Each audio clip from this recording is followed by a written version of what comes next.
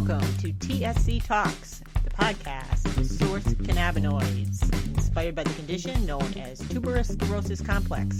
My name is Jill Woodworth, and I'm your host. Thanks so much for tuning in.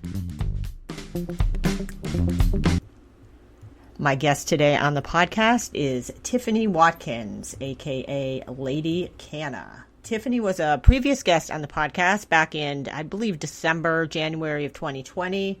She came on to talk about her work with LadyCanna, and then what happened was COVID, and she had to kind of pivot. And what she's created now is this online platform, closing the gap between the sexes in the cannabis industry, knowing that that's going to take hard work, providing a platform to bridge that gap. Women in the cannabis community deserve the spotlight, and we shall stand in it unapologetically. That is Tiffany. She's here to explain her process, getting to this point where she's soliciting women's stories and putting them out there in print and on social media. She's going to be in the Women in Plant Medicine tomorrow, or actually when I release this, which is hopefully today. She's a speaker there. She, as I said, she's been in the industry since the 90s, has done advocacy work or activist work. She talks a little bit about that in the podcast. As a parent, not relied on Western medicine. I thought that was a really interesting piece. She'd learned a lot about utilizing cannabis in cooking and other more homeopathic remedies to support and heal her own family. She has just done all kinds of inspiring and noteworthy efforts towards removing the stigma in cannabis and educating. So awesome guest. And I do want to mention that also we're doing the TSC Talks weekly updates every Wednesday at 3 p.m. So when you're hearing this is the day of our update. You might want to tune in Facebook Live, TSC Talks. We're talking about our new content arc integrated with our other content arcs called How to Get High at Home Legally. So that's the tease right there. I'm going to stop talking and turn it over to Tiffany. But thanks again, everyone, for listening, and hope you are having a great week. Raining down love and positivity, as always. Take it away, Tiffany. I have Tiffany Watkins here. Thank you so much for being on TSC Talks.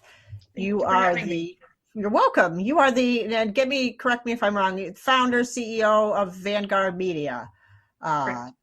Okay.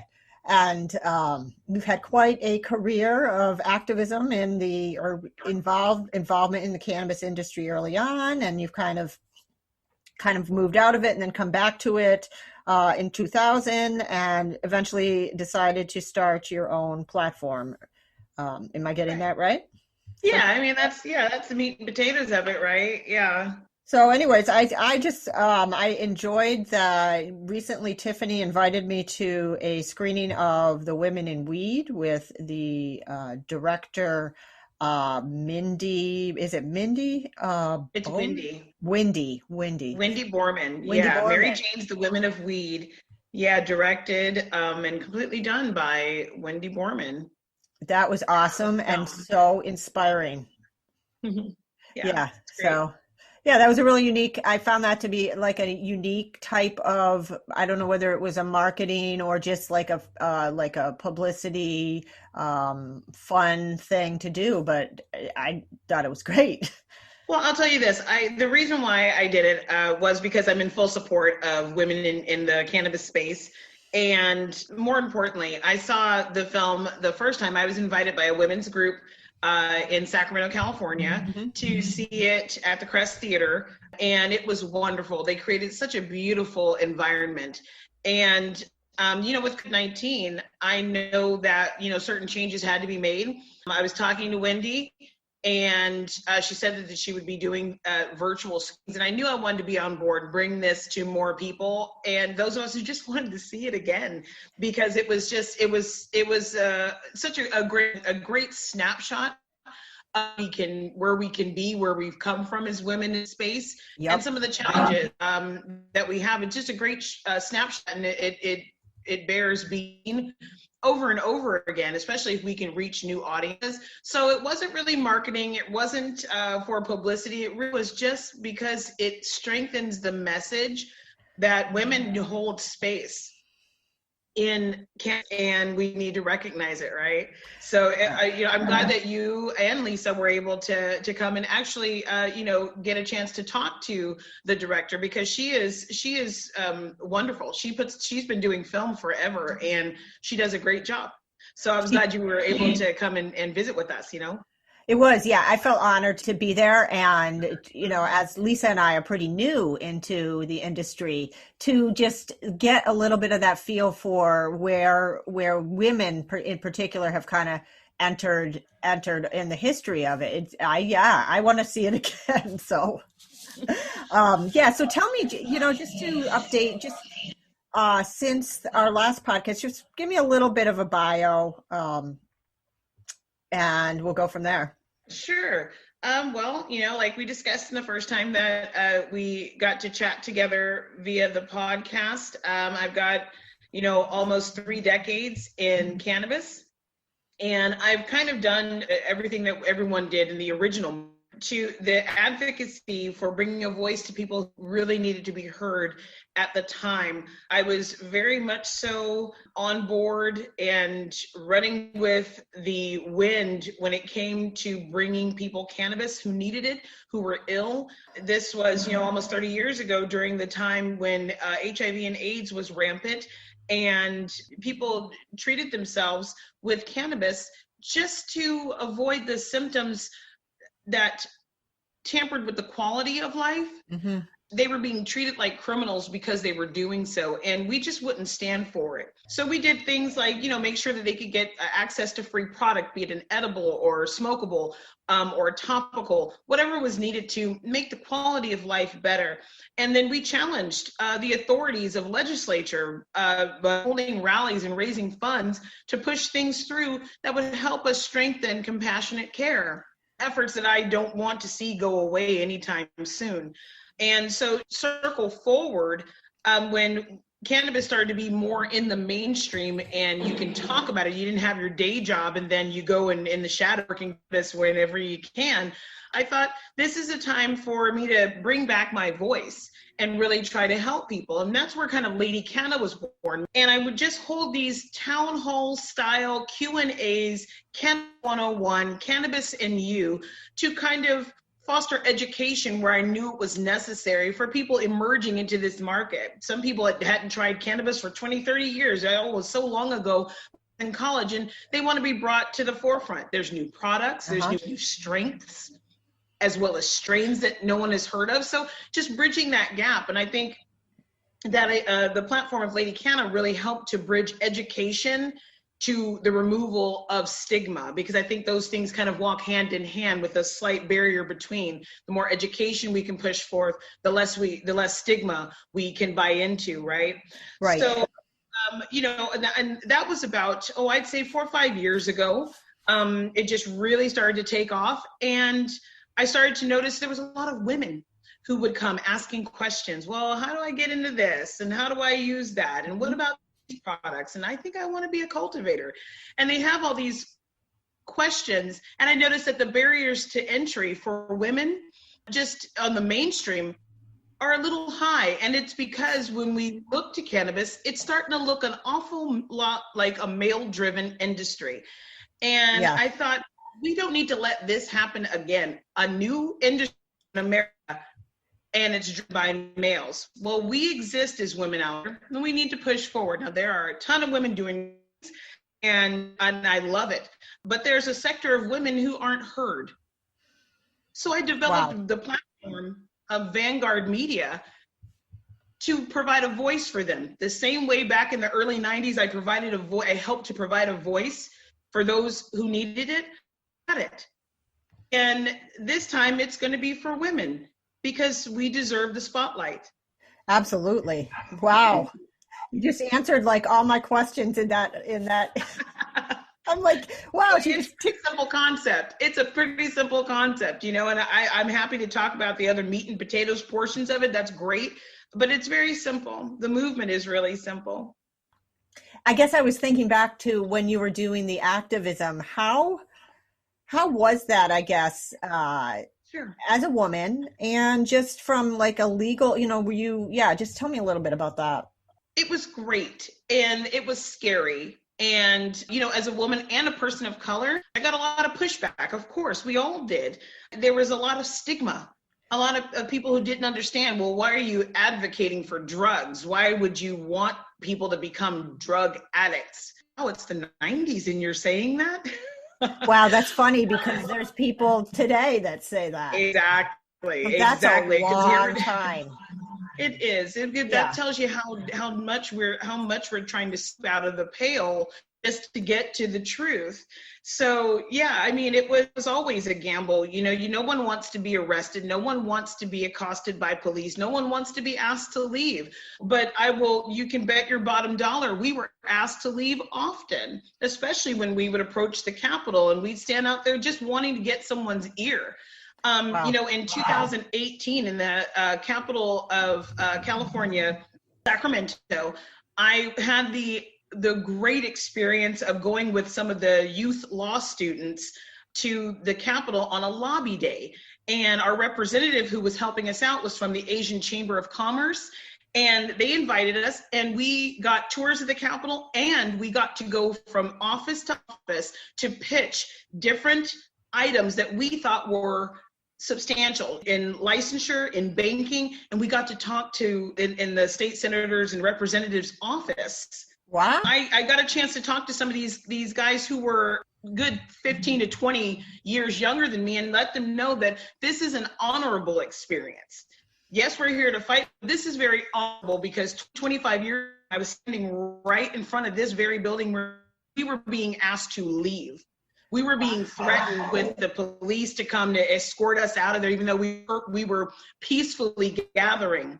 And so this is an honorable experience, and I would be honored and touched to be able to go in and especially with youth and do that, because there was a before, and the after is what we're looking for, and we're almost there, right? Right, we are. Yeah. So it was a wonderful experience to be able to do that with people who were much younger than me. Just the idea that we can actually have this conversation now. We don't have to fight as hard, but we're still fighting. We are still fighting. Have to do it as hard now because people are willing to listen, and it's wonderful. Thank you for that. I can't imagine what it must have felt like to be there, you know, like you said, 25 years later and have, you know, it had such different circumstances, but still, you're still in the middle of it in a lot of ways. So that's like, yeah, thank you. I have to say thank you to the activists. I think coming into the industry, you come into it and you think you know way more than you do. And it's a total experience of learning what you don't know. And I won't pretend to know really anything. You know, I know a few things about just some things that kind of are more personally related to issues within the industry that I'm particularly interested in, trying to understand those. But wow. To talk to someone that's been around and active. It's great. I thought of another question while you were saying that. What was your passion? I know you talked about working with HIV patients, but you personally, have you had a positive, I mean, you must obviously have a positive experience with cannabis, yes. But has it just been part of your life, or like, was it working, you know, when did you start using cannabis? Do you use it like medicinally and in your family? How does that work? I do use it medicinally. I come from a conservative background. My family is not as cannabis forward as I am, but in my immediate family, cannabis has been used and openly used. Okay. I definitely, I've treated my children, and my children are grown now, but you know, when they were younger, bumps, scrapes, you know, bruises and things like that, treated with topical. When my daughter experienced her first menstrual upsets, cramps, and just not feeling well, we kind of suffer from that. It happens. I used CBD and THC. I made no apologies about that because I was taking care of my children in my home in a safe environment, because it's my duty to my children as a mom. and they're perfect. We didn't really run to doctors. I've always cooked up something in the kitchen to Wow. kind of treat an ailment, from a tummy ache, using ginger or, anything, turmeric. If you feel like, oh, I got a little muscle spasm, just make a turmeric ginger tea. I've always come up with things like that just to holistically treat my family. So, I unapologetically, of course, I'm going to tap into some THC and other cannabinoids that I think will be helpful. And I've always done that. And like I said, my children are grown now, of which use cannabis. They don't. And it's not because they don't want to. It's just because it's not like one of those things, oh, hey, let me try this. It's because it's just it's like grabbing a Tylenol for someone else, perhaps. Yeah, I mean, and of course, there's all sides to it. Not everybody has to use medicinally. I get it. I get it. Some people just want to, if someone can grab a beer, then why can't they, grab a joint? Why can't they do that? Why must it be a bigger deal made of it than necessary? But yeah, to answer your question, I definitely use it within my family. Yeah, thank you for sharing that. I think that's something that really is confusing for a lot of people, just getting beyond the idea of it as your brain on drugs type of viewpoint. How did you learn all that? Did you just pick it up, or did you always have an interest in the, like you were talking about turmeric and, making stuff at home? I mean, how did you learn that? Reading. I wanted a different style environment. I've never been a person to want to run to a doctor, and mainly not because I don't respect doctors. I think that they're beautifully educated and a crafted design of helping people. Mm-hmm. However, medications oftentimes come with side effects that are heavier than what you were trying to treat to begin with. And I just thought, years and years ago, even before I had my children, is that really what I want? Is that really how I want to execute my plan? If something happens with my child, do I really want to have to go through this myriad of medications just to find out what's wrong? And I said, no. So I started just to read and research and start to involve myself with people who study different ways of treating. And it led to me experimenting on my own and finding out what concoctions worked, what things treat this, what things can treat that. And often I found that a lot of stuff we can battle either by adding something to your diet or removing something from your diet. And so, it just kind of snowballed into, we treat ourselves at home. This is what we do. Yeah, I think that's what I aspire to. And, I think I was using just like I don't know how many years ahead of me, at least 2 decades. Because I was the one that, having kids with issues and dependent, immediately put on pharma. I never questioned it. I thought, well, that's the way it is. I don't have time. I don't have energy for any alternate theories. They were painted to me as dangerous, and risky because, I'm looking at kids having seizures and one, going from 0 to 100 in a few minutes. There just wasn't I wasn't exposed to the information. So to me, like discovering it now, it's really wild. And, having been so connected to traditional medicine and trying to take that step back and personally doing it myself and now doing it with my kids and starting to notice more of the resistance, in traditional medicine. And my goal is to be like you, is to not have to be dependent on doctors and more, as I learn, but there's a lot of learning, it's not something that you just pick up when you start using cannabis. Yeah.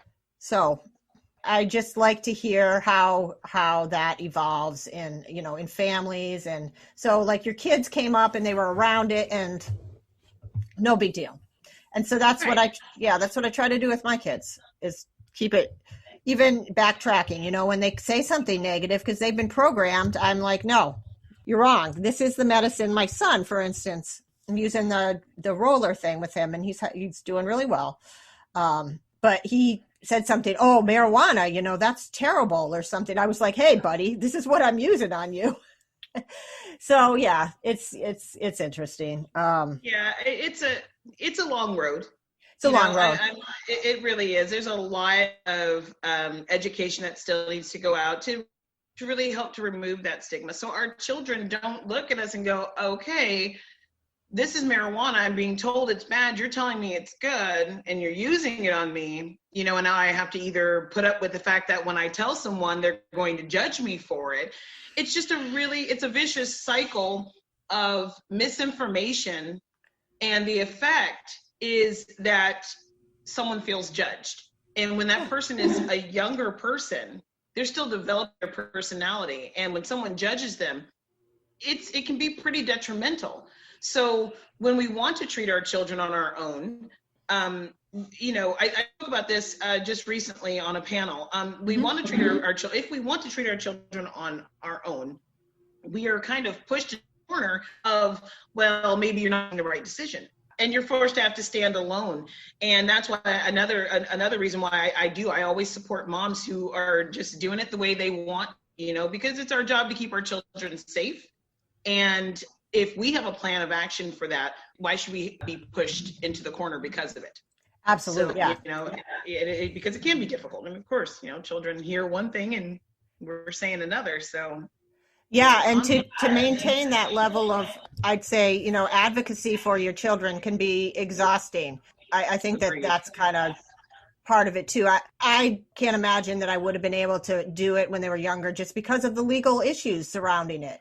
So I guess, it's all about timing, and it's good to have the people that came before that have the knowledge, that's for sure, to guide. Yeah, I guess you're really immersed in women's activism in the industry. And tell me about Vanguard Media, because you're LadyCanna. So how did you kind of merge it into or expand that? Sure. It just really, it kind of expanded itself.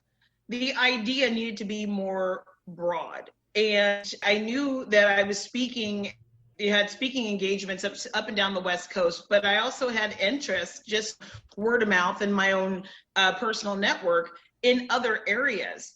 And so I kept thinking, how can I do this? And I thought, well, let's do the event circuit. And, and which is fine. But then COVID-19 hit. And I was like, well, this has got to be redesigned. The model was completely different. I'm 100% honest and transparent. The model was completely different before January 2020. Wow. And here, we're in September, approaching the end of 2020, and I couldn't be happier with that. The pivot that I had to make didn't affect this movement one bit. It was really to be more of event-based, partnering with large companies to put on educational events and have these live panels of these women of what I wanted to showcase in every state. So I found a way to consolidate that idea down and still spread their same exact stories, but through an online format and a magazine. And so with expanding into the magazine and online format, I have been able to still share the stories, connect with the same exact woman I would have connected with anyway. And it's really been great. And I have stories from all over the country, which is, I love. We need to get these women's voices out there. The good, the bad, and the ugly. That's what I say. It's that is what we are putting out there, because it deserves to go out. We need to know your experience as a woman in this industry. Yeah. Yeah. I love having, like a physical magazine. I mean, that's pretty unique. Not too many people are starting magazines, and the online component. So how hard was that what was your process, or how have you gotten it started? How do you get submissions? Tell me a little bit about the meat and potatoes of the. Absolutely. Yeah. I mean, I get stories submitted. I use my network, and people, I'll put something out, say on a LinkedIn that says, oh, hey, we want your stories. And then people tag others in same ways. I didn't invent this. I'm just recreating what I've seen other people do, and been able to share things about myself in the same manner. So I just offer that back to network, and it really produces quite a few stories. I don't get a shortage of that. I get people, all the time submitting, and we'll get to them, because the intent is to share every story that we get. Really? That authenticity. of Vanguard. That is the authenticity of the movement, is that it's not about me. In the same way that call me LadyCanna, the concept of LadyCanna was never really about me. It's just about I am. It's just really just about empowering this plant and empowering the people around the plant. So yes, definite intent, that is full transparency, is that I will get to your story. If it's been submitted, I will get to your story, and it will be printed and your voice will be heard, because that's the goal. That's the whole reason, right? And with what we're going through right now, there's a lot going on in the year 2020. Tell me. If not the pandemic, then it's the social unjust. It is the financial unrest. It's a lot. If we can't unite right now, right, then we stand to lose it all. We really need to come to terms in many different aspects. This is just one road, but there are lots of roads out there where we all just really need to come together and show some unity. Yeah. What has the response been to the actual physical magazine and overall? The response has been great. It's also offered digitally because I know that some people just prefer to have that. I just come from the generation who likes to have a good hard copy of a magazine. Right. So it's been great. I actually have interest from all over the United States, which just kind of flipped my lid a little bit, because I thought, okay, regionally people know these stories, and wherever a story has come from, maybe in another state, but there's an interest across the board. So I said, this is something that people are interested in and people need. And so, and like I said, it's not about me. I'm not competing with anybody. If people want to start doing that, that just strengthens the movement. The movement is what must live. Our businesses is what we do, as our career path. I hear you. This movement of bringing a voice where people feel like they've been shushed or they've been quieted in some way, that is the real story. And if more people want to jump on board and do that, I don't care what name you use, just get it done, because we need it. We need it more than ever in so many different aspects. Absolutely. It's overwhelming. It's warming. It's wonderful. I love that understanding can see and feel that something needs to change. Yeah. And people want to tell their stories. I think that it's like people want to be heard. Especially, that's what I find with cannabis. A lot of people have had life-changing circumstances when they started using, and it needs to come out. It's like a portal, or, whatever your experiences are, kind of being able to have a little more improved quality of life and a little more autonomy over your care. I think that's two big things that it represents to me. So, what's the best experience can you pinpoint some highlights or challenges? Yeah. So the challenges in regards to building Vanguard, or just challenge, right? Yeah. Well, I think getting a magazine, off the ground in COVID and recent challenges, I would say. I would say recent challenges come with not being able to truly connect with people. I'm used to be in front of people, sharing airspace and and eyes locking. And so getting used to meeting and greeting people via virtual space, there's a learning curve there. I believe it's for us all, or, maybe it just hit me a little differently because I am so extroverted and I thrive at events. I love them. Right.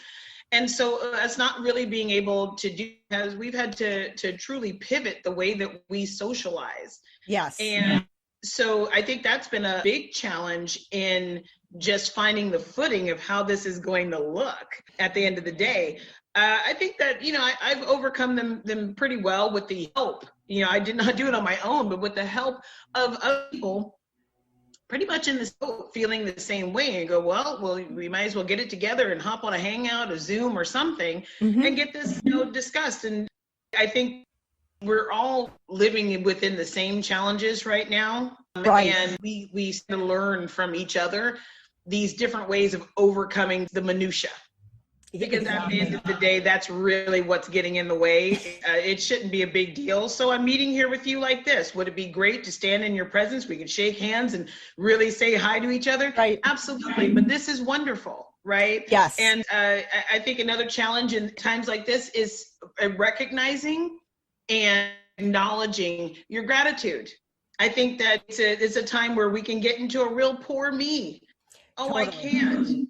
Oh, I want to. Oh, I wish I could. Instead of looking and going, I am so grateful that fill in the blank, I'm still working, or I'm so grateful that no one in my home is ill. Because sometimes just your very health and the fact that you're sitting upright, you're taking it for granted. So I think that has been challenging for us all. And I know I fall and prey to it on days where I'm just feeling like I can't get it done. And I'm just like, oh, all this is going on. I'm like, wait a second. Be grateful for the things you do have and what you can accomplish. So that's definitely been challenging. That's really good advice.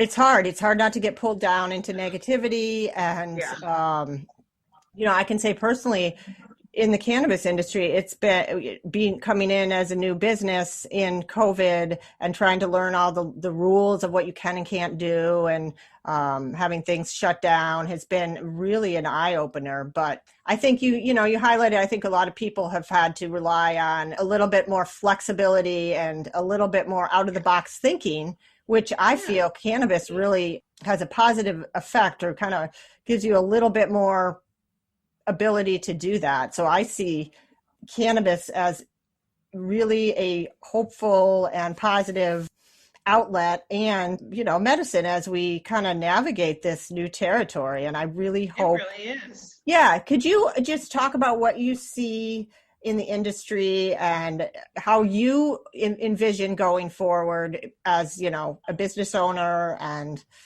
when cannabis was deemed essential, I think that we struck a large win there. Industries and lots of small business owners were affected by what's going on. Yeah. There's a lot going on. I'm not even going to even label it, because just putting that blanket, a lot going on, is just enough.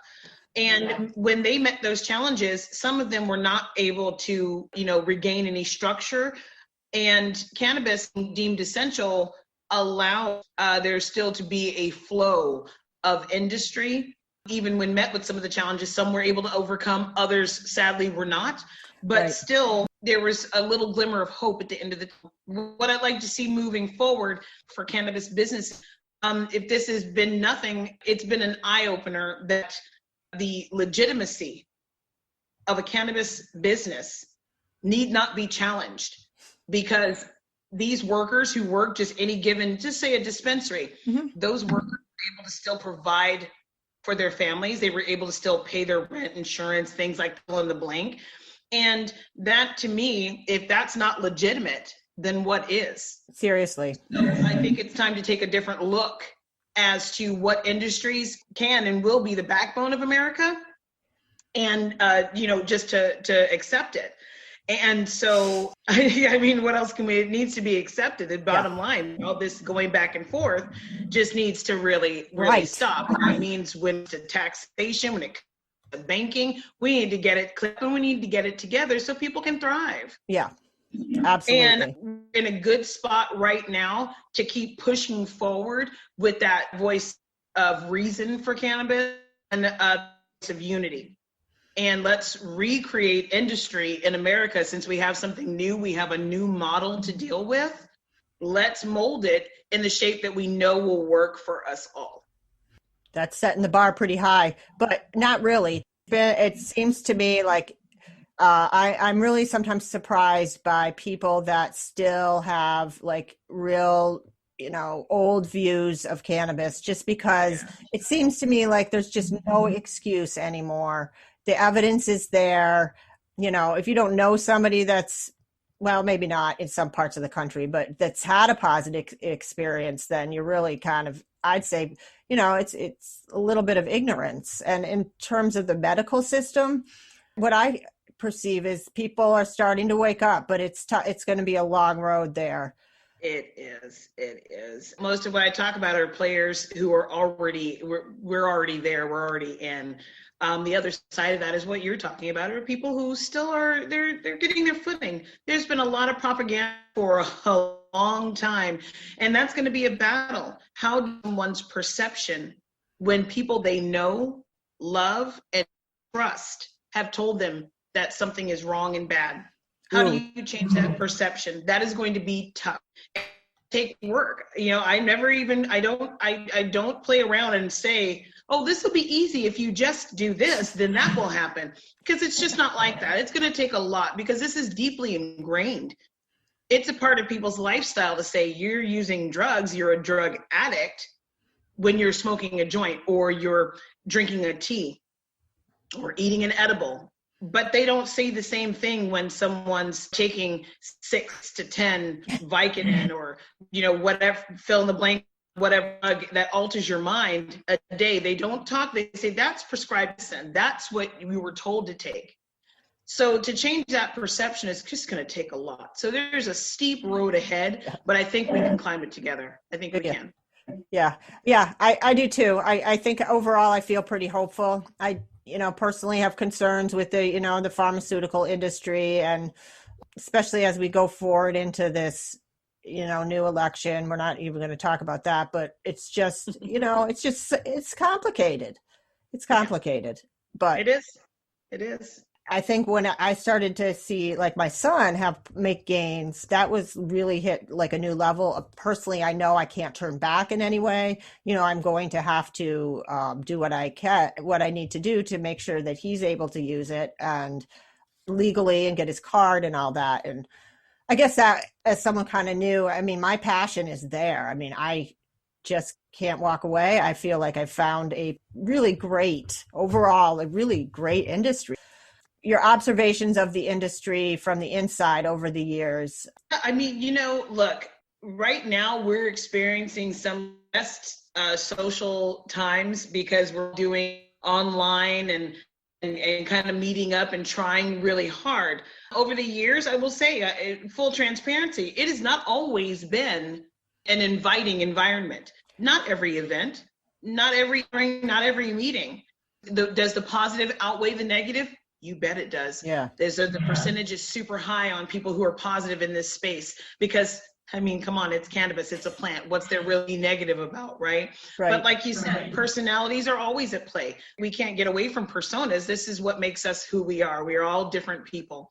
Yes. Have I met with discrimination and just some unfriendly behaviors? Yes, of course I have, because it takes a lot of different personalities to make up any given organization, and you're always going to run into someone. There's always that one or small group of people who act a certain way based on whatever they're thinking, and it's their prerogative to do so. Right. But I will never tell anyone that, that it's all sunshine and roses, because that wouldn't be entirely accurate. True. And it doesn't matter, because it really, at the end of the day, it's what you do with that. Absolutely. I don't like to play in the field of drama. It doesn't do anything for me. So I don't hang out there, and people try to drag you in, of course, because it does something. This is the way we operate as humans, right? Yeah. So there's always going to come out there. It's what you do with it. Mm-hmm. Right now, we're in some great times of the way that we're being social and trying to uplift each other and trying to make there's this glimpse that I see, because I think that really what the other passion of mine is driven by humanity and watching what we do with each other and what we're willing to do to each other. And what I see right now is there's this little glimmer of people wanting to help each other and realizing that we have to stand together, that there's a lot going on out there. We see a lot of media frenzy, and the real deal is that we're people at unrest. And if it's going to be solved, it's going to be solved by us. And I'm seeing people making strides towards just lending a helping hand and making a space easier. And I like it. I think we're all liking it, right? Yeah. I think it's what you focus on. And I see people really kind of questioning. And I think that when you're in the kind of realizing that these things, these institutions and, structures that we thought were solid really are just basically made up of flawed human beings. And, I think we've gotten like stuck in our country in a lot of ways and in these rigid systems, and they just don't hold up to forward movement. So Yeah. I definitely, that's a really positive note. Tell me a little bit, where can we find you, and do you have any events coming up or anything that you want to talk about? I have some events on board, but I am not going to be talking about the dates yet, just until we get everything solidified. But if people want to know more, and most importantly, if you'd like to submit your story, please reach out to me at tiffany@vanguardmediaonline.com or on Instagram, Vanguard_Media_online, I believe it is. And anywhere else, it's just Vanguard Media Online. And get a message to me, and we will definitely get your story told. Awesome. I love it. I love what you're doing, and great to have you on. I appreciate it. Thanks for having me on. Take care. Have a good one. And great work. Good luck with your business. I love the magazine. All right. Bye-bye. Bye.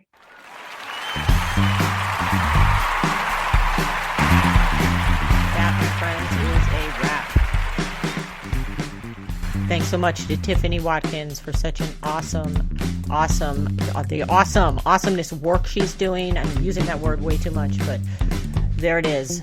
Tiffany Watkins. Please tune in to if you want to our How to Get High at Home TSC Talks weekly updates today, tomorrow, 3 p.m. Wednesdays, Facebook Live, our TSC Talks page. That's where we are. That's where we'll be. Keep tuning in for more incredible, amazing, inspiring, heartfelt, educational content. Over and out.